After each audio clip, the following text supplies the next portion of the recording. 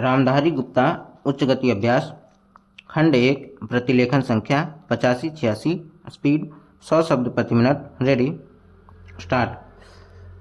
सभापति महोदय, जो रिपोर्ट मद्य निषेध के संबंध में सदन के सामने प्रस्तुत हुई है, मैं उसके संबंध में अपने विचार रखने जा रहा हूँ। इस रिपोर्ट के 2 भाग हैं।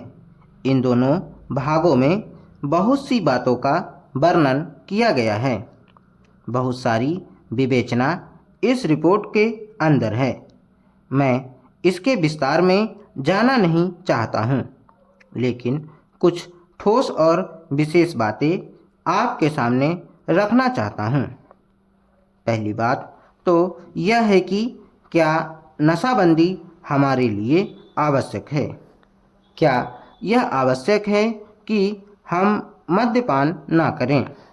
इस पर ध्यान देने से आपको पता चलेगा कि जो भी काम हम अपने हाथ में लेते हैं, चाहे वह खेती का हो, व्यापार का हो या यांत्रिक युग और विज्ञान का हो, उसके लिए आवश्यक है कि आदमी का मस्तिष्क ठीक तरह से काम करे। अगर मस्तिष्क का संतुलन बिगड़ जाता है तो वह उसको ठीक तरह से कर नहीं सकता। और यह शराब एक ऐसी चीज़ है जो कि व्यक्ति के मस्तिष्क का संतुलन खो देती है। इसीलिए हमारे देश में हमारे नेताओं ने यह आवश्यक समझा था कि अगर इस देश में सामाजिक और आर्थिक जीवन का संतुलन ठीक रखना है, लोगों को किसी चीज़ का ज्ञान देना है, किसी चीज़ को उन्हें सिखलाना है, तो उसके लिए आवश्यक है कि इंसान का दिमाग ठीक रहे। और इसीलिए नशाबंदी का होना बहुत ही आवश्यक है। इस बात का प्रचार स्वतंत्रता के पहले और बाद में भी किया गया। यदि हम धार्मिक ग्रंथों को देखें, हिंदू धर्म के वेद तथा शास्त्रों को देखें, ईसाइयों की बाइबिल को देखें या मुसलमानों की पवित्र कुरान को देखें, तो किसी ग्रंथ में भी इस प्रकार की विचारधारा नहीं है कि आदमी शराब पिए। हर स्थान पर इसका खंडन किया गया है।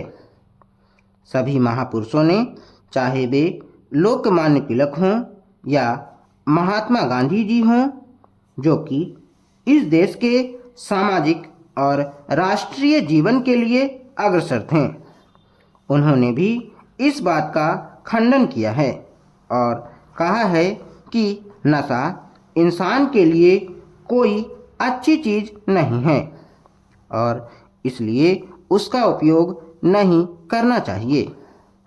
मैं आपके द्वारा इस सदन का ध्यान दिलाऊंगा कि शराबबंदी को जहाँ जहाँ भी ढील दी गई है, वहाँ पर देखने से पता चलता है कि हालत कितनी खराब हुई है। सभापति महोदय, शराब पीने से शारीरिक हानि और आर्थिक हानि तो होती ही है, साथ ही साथ सामाजिक जीवन में भी वह बहुत बुरी सिद्ध होती है। जहाँ पर नशाबंदी खुल गई है, मुझे पता है कि महाराष्ट्र और आंध्र के कुछ ऐसे हिस्से हैं जहाँ पर शराबबंदी लागू नहीं है। वहाँ पर दिन दिन अपराध बढ़ते जा रहे हैं।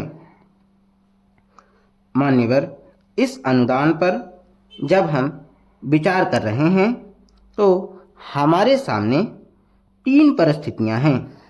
नक्सलवादी किसान विद्रोह, देश के अनेक भागों में अकाल की काली छाया और आंदोलनों की बढ़ती हुई लहर।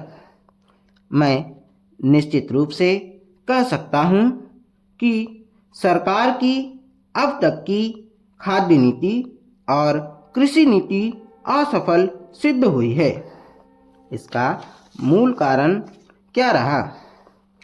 कारण केवल एक रहा है कि क्रांतिकारी भूमि सुधार अब तक 55 वर्ष के अंदर भी नहीं किए जा सके, जबकि स्वतंत्रता प्राप्ति के 5 वर्ष में वे कर दिए जाने चाहिए थे।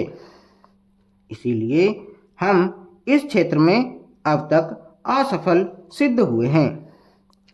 राष्ट्रीय स्वतंत्रता और संग्राम के जमाने में सबसे आकर्षक नारा हिंदुस्तान के करोड़ों मानवों को, किसानों को दिया गया था, यानी जमीन उनको दी जाए जिनके हाथ जमीन जोतते हैं।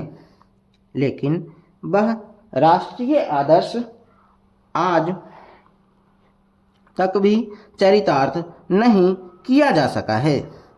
एक तरफ करोड़ों एकड़ प्रति बंजर जमीन पड़ी है, जो कि सरकारी आंकड़ों के हिसाब से 11 करोड़ एकड़ से कम नहीं है। इन जमीनों का उपयोग न होने के कारण से आज किसानों की समस्या हमारे लिए एक महान विभीषिका का प्रश्न बन गई है। आज स्थिति यह है कि करोड़ों खेत मजदूर, भूमिहीन आदिवासी, हरिजन एक तरफ पड़े हुए हैं और दूसरी तरफ करोड़ों एकड़ प्रति बंजर जमीन अनेक रूप में पड़ी हुई है, लेकिन उनका संगम समागम नहीं होने दिया जा रहा है। इसीलिए आज बेकारी में भी इतनी वृद्धि हुई है। हम यह नहीं कहते कि प्रति बंजर जमीन को भूमिहीनों में बांटने और भूमि सुधार के क्रांतिकारी कानून से सारी बेकारी दूर हो जाएगी, लेकिन इसमें संदेह नहीं है कि उससे बेकारी की गिनती में बहुत बड़ी कमी होगी। सरकार को इस तरफ ध्यान देना होगा। राष्ट्रीय सुरक्षा के बाद जो हमारे देश की सबसे बड़ी समस्या है, किसान समस्या, इन्हीं कारणों से उसका समाधान आज तक नहीं हो सका है। यह कलंक है। हमें हर संभव रूप में किसान की सहायता करनी चाहिए।